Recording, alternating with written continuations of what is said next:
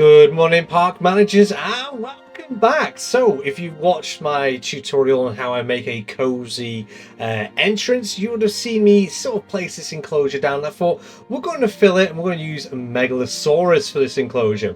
Now, the way I'm going to do it, I'm going to try and keep it so it fits in with the rest of the area. I want it fairly forest, but as well we want to see it, and with it being a fairly large theropod, we also want to give it room to move around so it doesn't feel too claustrophobic with all the trees.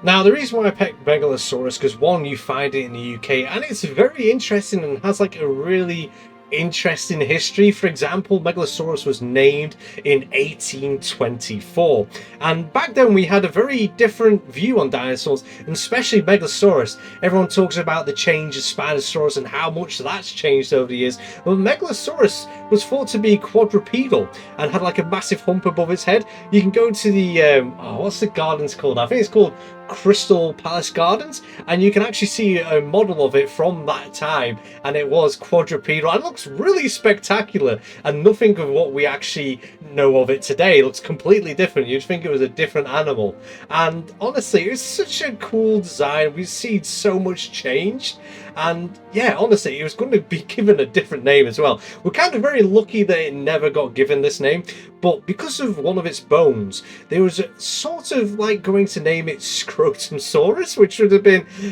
yeah, it would have been as cool as Megalosaurus. So I'm kind of glad that they stuck with that name and kept it with Megalosaurus and didn't call it Scrotumsaurus, because that would have just been, yeah, that would have been strange.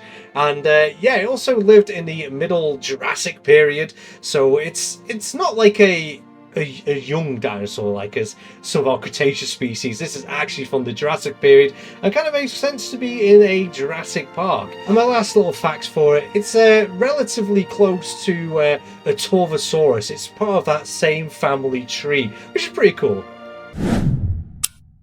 Anyways, to the enclosure, as you can see, we have this really nice viewing area where the food is. We put sand there to make it clear to see it. Also, you can have a dust bath there, and it generally looks kind of cool. We outlined it with all these different sandstones, and it just kind of gives it like that extra protection kind of look, because this is it's still a fairly sized theropod, and we want our guests to feel comfortable. And as well, as you can see, the woodland areas in this enclosure aren't as dense as it is around our cozy entrance. It's got a fair enough space to be able to walk through there comfortably, and mainly because one, we don't want to see glitching through trees and various other things like that.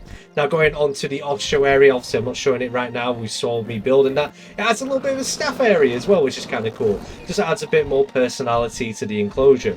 Anyways, I hope you've enjoyed this. I hope you've enjoyed the facts, and let me know if you prefer this method, and I'll see you next time.